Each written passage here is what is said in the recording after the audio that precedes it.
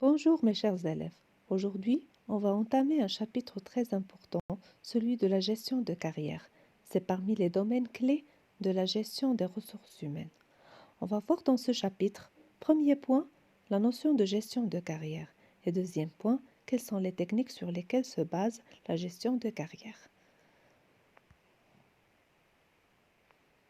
C'est quoi la gestion de carrière? C'est l'ensemble des règles de gestion qui permettent d'adapter les besoins futurs de l'entreprise et sa stratégie à ses ressources humaines, c'est-à-dire à leurs compétences, à leurs capacités, à leur savoir-faire et à leurs aspirations personnelles.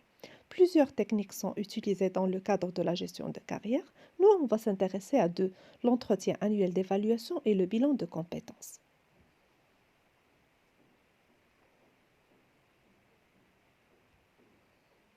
Pour s'approcher de la notion d'entretien annuel d'évaluation, je vous invite vivement à lire ce document, extrait d'examen national 2019, cas de l'entreprise de Lidl. Des entretiens individuels sont tenus annuellement entre le collaborateur de Dolidol et son manager pour passer en revue les réalisations de l'année écoulée et fixer les objectifs de l'année en cours. Ces entretiens sont aussi l'occasion de définir les besoins en formation du collaborateur et les moyens à mettre à sa disposition en vue de lui permettre de progresser dans sa fonction et d'être un acteur dans l'orientation de sa carrière. En effet, les passerelles entre ces différents métiers et les synergies créées entre les pôles de compétences offrent des parcours évolutifs qui privilégient la mobilité. Travail à faire. Relevé du document, la technique utilisée par l'entreprise Dolidol dans le cadre de la gestion de carrière et définissez là quel est l'intérêt de cette technique pour le collaborateur et proposez l'intérêt de cette technique pour l'entreprise Dolidol. Je vous invite vivement à faire pause au document. Essayez de le lire attentivement, répondre à ces questions avant de visualiser les réponses.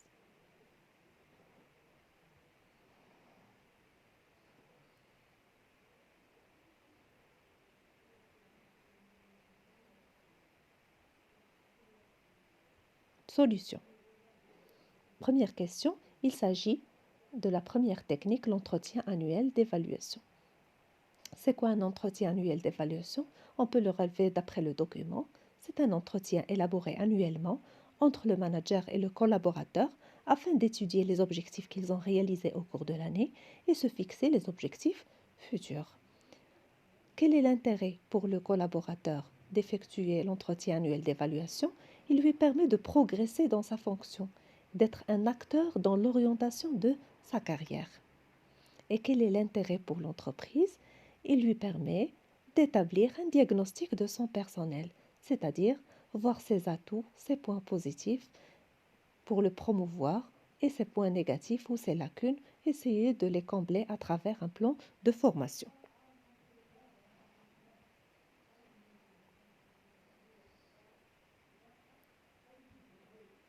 Donc à retenir, la notion d'entretien annuel d'évaluation, c'est un rendez-vous ou un face-à-face incontournable, c'est-à-dire obligatoire, qui s'effectue à la fin de chaque année entre le manager et ses collaborateurs. L'occasion, pourquoi faire, d'évaluer les compétences professionnelles du salarié et d'identifier les points forts, principalement ses points forts, et ceux à améliorer et de fixer les objectifs pour l'année à venir. Quel est l'intérêt d'entretien annuel d'évaluation pour l'entreprise? C'est un outil de pilotage, car grâce à l'étude de diagnostic, à l'établissement du diagnostic de son personnel, il va savoir ses points faibles, essayer de les combler à travers un plan de formation. Et c'est un outil d'évaluation, de performance et de détection de potentiel de l'entreprise. Également, c'est un bon moyen pour recueillir le ressenti, c'est-à-dire les aspirations des salariés sur leur activité et leurs difficultés éventuelles. Pour l'employé, il lui permet de se situer par rapport aux autres salariés et de bénéficier d'une formation ou d'une promotion.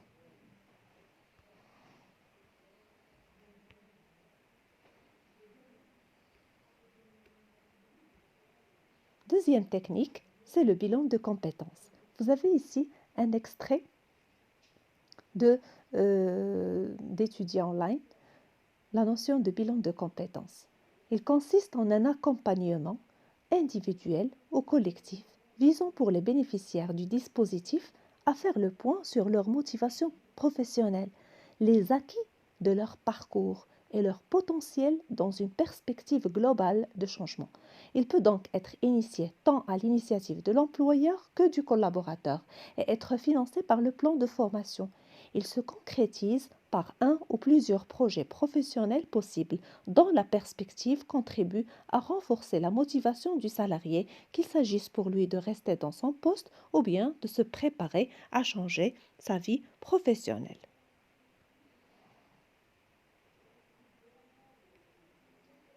Travail à faire. Relever du document l'intérêt du bilan de compétences pour le salarié et de compléter le tableau suivant en faisant la différence entre les caractéristiques du bilan de compétences d'après le document numéro 2 et les caractéristiques d'entretien annuel d'évaluation qu'on a vu au niveau du document numéro 1. Solution. L'intérêt du bilan de compétences pour le salarié, c'est d'analyser ses capacités professionnelles et personnelles et de bénéficier de conseils des experts et de définir un projet professionnel ou personnel. Les caractéristiques du bilan de compétences, c'est effectué par un organisme externe. Il peut être initié soit par l'employé, soit par l'employeur. Présente des conseils pour l'orientation des employés. Et les caractéristiques d'entretien annuel d'évaluation, il est annuel, il est effectué chaque année, il est incontournable, il est obligatoire, il est effectué par le manager et il est initié seulement par l'employeur, jamais pour l'employé.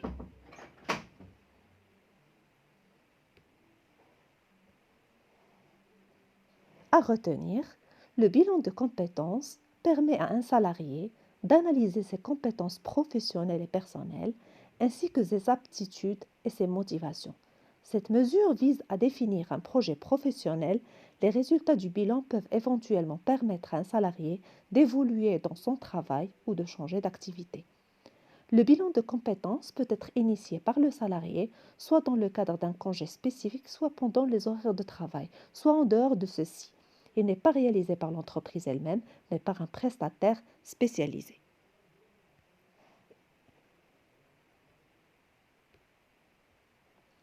L'intérêt du bilan de compétences pour l'entreprise, il permet à l'entreprise de cibler les actions de formation, de promouvoir le personnel dans le cadre de mobilité interne.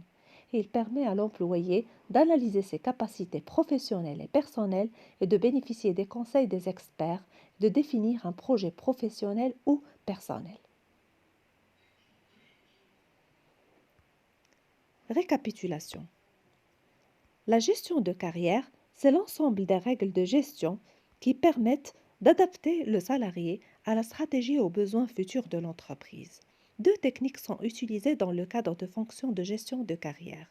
L'entretien annuel d'évaluation, il peut être défini comme un face-à-face incontournable effectué entre le manager et le collaborateur et qui vise principalement à étudier les réalisations au cours de l'année passée et les objectifs de l'année future.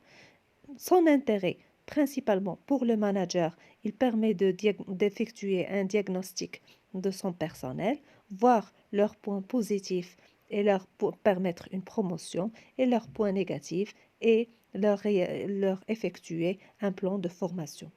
Le bilan de compétences, c'est une démarche qui peut être initiée soit par le manager, soit par le collaborateur.